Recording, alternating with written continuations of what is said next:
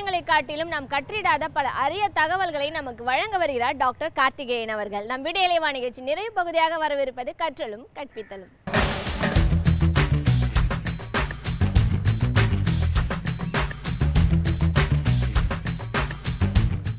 வணக்கம். இத்தனை வாரங்களாக நம்ம என்ன பண்ணோம்னா கற்றலும் கற்பித்தலும் நிகழ்ச்சியில் குடும்பம், வேலை, தொழில், வாழ்க்கை இதை பற்றிய உளவியல் செய்திகளை பார்த்துட்டு இருந்தோம். வேலையை பற்றி நிறைய பார்த்தோம். குடும்பங்களில் எப்படி மனித உறவுகள் அப்படிங்கிறத பற்றி பார்த்தோம்.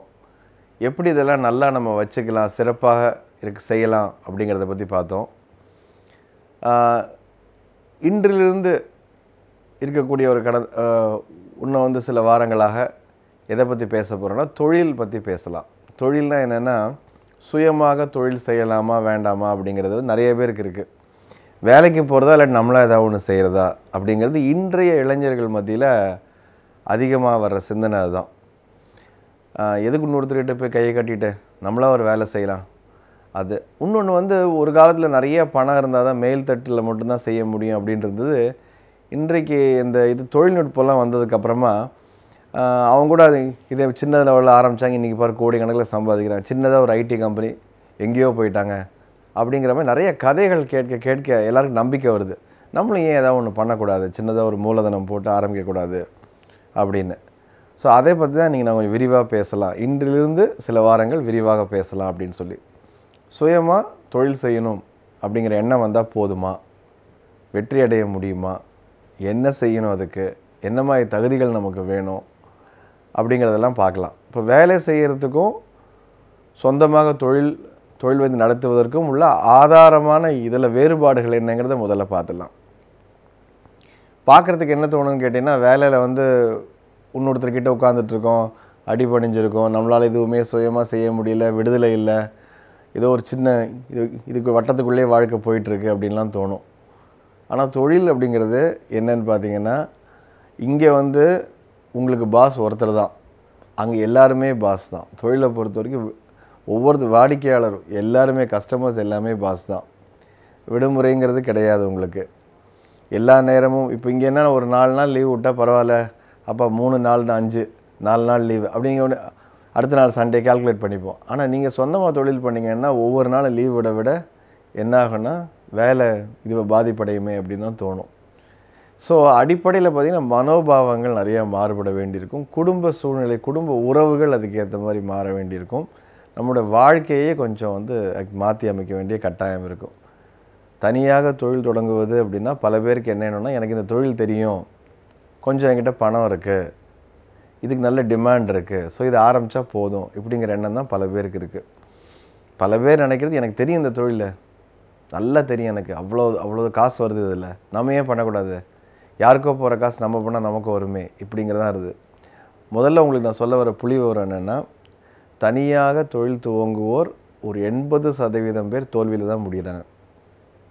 அதில் 20%த்தில் ஒரு 5% கீழே இருக்கக்கூடிய குறைவாக இருப்பவர்கள் மட்டும்தான் வெற்றி அடைகிறாங்க. 1% கீழே இருக்கவங்க தான் பெரு வெற்றி கொள்கிறாங்க. அதுதான் உண்மை. இதுக்கு என்ன காரணம் அப்படின்னு பார்த்தீங்கன்னா, அடிப்படையில் பல பேர் அதற்கான ஒரு திட்டமிடலோ, ஒரு ஆராய்தலோ, ஒரு சுய சோதனையோ, இல்லாட்டி அவர்களுக்கு யாராவது அதாவது சொல்லிக் கொடுக்கக்கூடிய இவங்க ஆசான்கள் இல்லாமலேயோ ஆரம்பிச்சிடுறாங்க. அப்போ என்ன பண்ணால் கஷ்டப்பட்டு தெரிஞ்சுக்கிறாங்க. அதனால தான் பல பேர் பார்த்திங்கன்னா தொழில் எடுத்தோடனே முதல் தொழிலில் வெற்றி பெற்றிருக்க மாட்டாங்க. 2-3 தொழில் பண்ணதுக்கப்புறம் 4வது 5வது தொழிலில் வெற்றி பெற்றவங்க பல பேர் இருக்காங்க. நிறைய பேர் ஜெயித்தவங்களை கேட்டிங்கன்னா ஆரம்ப காலத்தில் அவங்க செய்த எல்லாமே என்னென்னு பார்த்தீங்கன்னா, இது பாடங்கள் தான். என்ன அந்த பாடம்னா காஸ்ட்லியான பாடங்கள், நிறைய பணத்தை தொலைச்சி அதுக்கப்புறம் கற்றுக்குறோம். இப்போ வர பசங்க என்ன செய்கிறாங்கன்னா, அதை கொஞ்சம் ஓரளவு குறுக்கிக்கலாமா அப்படின்னு பார்க்குறாங்க. 10 வருஷம் 15 வருஷம் பாடம் எடுத்துகிட்டு அப்புறம் இல்லை, எவ்வளோ சீக்கிரமாக செய்யலாம் அப்படின்னு. கொஞ்ச நாளாக எல்லா இடத்துலையும் நீங்கள் இதில் ஆங்கிலத்தில் சொல்லக்கூடிய இது ஸ்டார்ட் அப்புங்கிற வார்த்தை கேள்விப்பட்டிருப்பீங்க. எங்கே பார்த்தாலும் ஸ்டார்ட் அப் ஒன்று ஆரம்பிச்சிட்டாங்க, இவங்க ஆரம்பிச்சிட்டாங்க ஸ்டார்ட் அப் கம்பெனிஸ்ன்னு சொல்லிட்டு. இது பல்கலைக்கழகங்களில் கூட இப்போ மெதுவாக என்ன சொல்கிறாங்கன்னா, ஸ்டார்ட் அப் கலாச்சாரம் வருது. கடைசி வருஷம் படிக்கிறப்பவே கூட எப்படி தொழில் துவங்கலாம், நீங்கள் படிக்கின்ற படிப்பிற்கு எந்த மாதிரி தொழில்கள் இருக்குது, எந்த மாதிரி வங்கி கடன்கள் அதுக்கு இருக்குது, இந்த மாதிரி ஒரு சின்ன ஒரு ஐடியா, ஒரு வித்து இருந்ததுன்னா அதை எப்படி வளர்த்து கொண்டு போகலாம். இன்குபேஷன் சென்டர்னு இருக்குது. இந்த மாதிரியான விஷயங்கள் நிறைய வந்துட்டுருக்கு. அதனால் இளைஞர்கள் கொஞ்சம் நம்பிக்கையாக இருக்காங்க. தவிர பார்த்திங்கன்னா பொருளாதார ரீதியில் வந்து முன்ன ஒரு காலத்தில் பயம் அதிகமாக இருந்தது. இன்றைக்கி ஓரளவுக்கு என்ன நினைக்கிறாங்க, வசதி வந்தவங்க அம்மா அப்பாக்கள் கூட சரி அவன் பார்க்கட்டுமே, கொஞ்சம் ஒரு 4-5 வருஷம் பண்ணி பார்க்கட்டுமே, இல்லைன்னா அப்புறம் ஏதாவது ஒரு வேலை கிடைக்கும் அப்படிங்கிற நம்பிக்கையான சூழ்நிலை இன்றைக்கி இருக்குது. குறிப்பாக சொல்லப்போனால் இது மிடில் கிளாஸில் அதிகமாக, மத்தியத்த வர்க்கத்தில் வந்து முன்னத்தை விட இப்போ கொஞ்சம் தொழில் பண்ணலாம் அப்படிங்கிற எண்ணம் அதிகமாக வந்திருக்கு. அப்படிங்கிறப்போ அதிகமாக அங்கே என்ன இருக்குன்னு பார்த்தீங்கன்னா ரிஸ்க்கும் அதிகமாக இருக்குது. நல்லா புரிஞ்சுக்கணும்.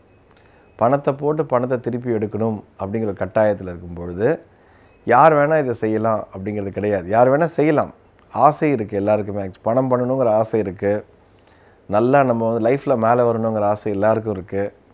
எல்லாருக்கும் ஒரு கனவு இருக்குது. அது எந்த மாதிரி கனவுன்னு கேட்டிங்கன்னா பல நேரங்களில் வந்து இது இந்த சினிமா பார்த்து வந்த கனவாக இருக்கும். ஒரே ஒரு பாட்டில் பார்த்திங்கன்னா கீழேருந்து முதல்ல சைக்கிள்லேருந்து ஒரு கார், அடுத்த சீன் பார்த்திங்கன்னா அவங்க எல்லாமே இருக்கும், அவங்க எல்லாத்தையும் வாங்கியிருப்பாங்க. 3 நிமிஷம் பாட்டுக்குள்ளே பார்த்திங்கன்னா அவங்ககிட்ட வாங்காத விஷயமே இருக்காது. இந்த மாதிரி கனவுகள் வந்து இருக்கும், இயல்பு தான் அது. ஆனால் கனவுக்கும் நம்ம நடைமுறை வாழ்க்கைக்கும் உள்ள இடைவெளியை புரிஞ்சுக்கணும். கனவுகள் ரொம்ப முக்கியமானவை. இந்த மாதிரிலாம் மேலே வரணுங்கிற உந்துதல், அந்த உணர்வு சக்தி, அது நம்பிக்கை, இதெல்லாம் முக்கியம். அதே நேரத்தில் நடைமுறை வாழ்க்கையில் உள்ள சிக்கல்களையும் புரிஞ்சுக்கிட்டு இதுக்கும் அதுக்குள்ள இடைவெளியை குறைக்கணும். அதுக்காக தான் நம்ம பேசிக்கிட்டு இருக்கோம். முதல் விஷயம், தொழில் தொடங்கணும் அப்படின்னு ஒன்றுமே பல பேர் ஏங்கிற கேள்வி கேட்கணும். எதுக்காக இந்த தொழில் தொடங்கணும், அதற்கான காரணம் ரொம்ப முக்கியம். எனக்கு தெரிஞ்ச ஒரு நண்பர் வந்து கேட்டுக்கிட்டே இருப்பார், ஏதாவது ஒன்று சொல்லுங்கள் ஆரம்பிக்கலாம், ஏதாவது ஒன்று சொல்லுங்கள் ஆரம்பிக்கலாம் அப்படின்னு சொல்லிட்டு ஆரம்பிக்கவே மாட்டார். அவரும் கிட்டத்தட்ட ஆகிடுச்சு, 40-45 வயசுக்கு மேலே ஆகிடுச்சு. ஆனால் 20 வருஷமாக நீங்கள் ஏதாவது ஒன்று சொல்லுங்கள் ஆரம்பிச்சிடலாம் அப்படிம்பாங்க. இவர்களுக்கெல்லாம் பார்த்திங்கன்னா தொழில் தொடங்கணும் அப்படிங்கிற பெரிய ஒரு இதில் லட்சிய வெறியெல்லாம் கிடையாது. ஒரு சின்ன நப்பாசம் மாதிரி, யாராவது ஒன்று ஆரம்பித்து நம்ம கூட சேர்ந்துக்கலாமே, கொஞ்சமாக ரிஸ்க் இல்லாமல் வேலை இருந்துக்கிட்டு கொஞ்சம் எக்ஸ்ட்ரா பணம் வரணுமே அப்படிங்கிற மாதிரி இருக்கும். இது சுய தொழில் கிடையாது. இது அதே மாதிரி ஒரு எண்ணம் வலுவாக இருந்ததுன்னா அவங்க எதுக்காகவும் காத்திருக்க மாட்டாங்க. ஒருத்தர் ஒன்று செய்கிறாருன்னு பார்த்திங்கன்னா கண்டிப்பாக அந்த எண்ணம் வலுவாக இருந்ததுன்னா அவர் அதை நோக்கி போவார். அந்த நோக்கம் அவரை இழுத்து கொண்டு போகும். அதுதான் உண்மை.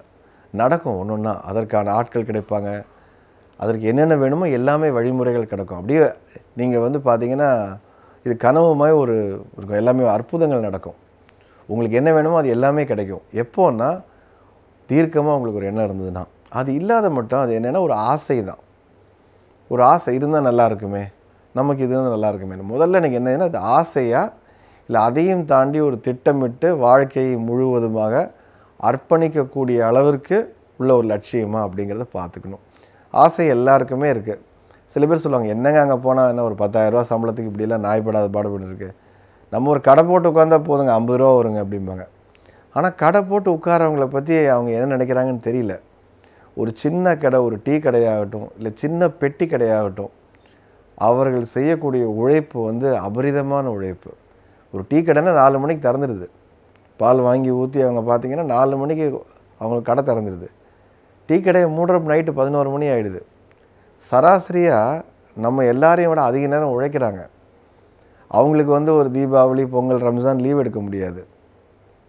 எது வந்தாலும் மழை பெஞ்சாலும், வெயில் அடித்தாலும், பூகம்பம் வந்தாலும், சாலை அடைப்பு செஞ்சாலும் அந்த கடை திறந்து தான் இருக்கும். சின்ன பிரச்சனைனா கூட மூடுவாங்க, அதற்கப்புறம் திறந்துடுவாங்க. இப்படிப்பட்ட சூழலில் 8 மணி நேரம் நம்ம வேலை செய்கிறோன்னா அவங்க 16 மணி நேரம் வேலை செய்கிறாங்க. அப்போ நம்மை விட 2 மடங்கு அதிகமான உழைப்பை தருபவர்கள் நம்ம சாதாரணமாக சொல்ல முடியுமா? அவங்களுக்குன்னு எதுவுமே கிடையாது. தொழில் தொடங்குபவர்கள் பல பேர் நல்லா பார்த்திங்கன்னா எதுவுமே கிடையாது, எந்த கவரும் கிடையாது. அவங்க முழுவதுமாக தங்கள் உழைப்பையும் போட்ட பணம் திரும்பி வருங்கிற நம்பிக்கையும் செயல்பாடையும் நம்பி அவங்க பணியாற்றுறாங்க. அந்த அளவுக்கு செய்ய முடியுமா நம்மால்? முதல்ல அதுதான். கடுமையாக உழைக்க முடியுமா? பணம் சம்பாதிப்பதற்கு கடுமையாக உழைக்க முடியுமா? அப்படி ஒரு நோக்கம் இருக்கா? அந்த நோக்கம் இருந்தால் மட்டும் தொழில் செய்ய போங்க. பணம் கிடைக்குமே அப்படின்னு போகாதீங்க. நல்ல நோக்கம் இருந்தால் தொழில் ஆரம்பித்தால் பணம் தேடி வரும். பணம் வரணுங்கிறதுக்காக எந்த தொழில் வேணால் பண்ணலாம் அப்படின்னு நினைக்கிறது ஒரு ஆபத்தான எண்ணம். பல பேர் சொல்கிறது, ஏதோ பண்ணி ஒரு மாதம் இவ்வளோ வரணுங்க, அந்த மாதிரி ஒன்று சொல்லுங்கள் அப்படிம்பாங்க. அப்படிப்பட்ட போகிறவங்க தான் அதிக நேரம் நஷ்டத்தில். ஆனால் இந்த தொழிலில் நான் இருக்கணும் அப்படிங்கிறவங்க 2-3 தடவை இல்லாட்டி ஏதாவது ஒரு கற்றுக்கிட்டு முன்னேறுவாங்க. எப்படி முன்னேறலாம், எப்படி தொழில் செய்யலாம், தொடர்ந்து பேசுவோம். அடுத்த வாரம் பாருங்கள்.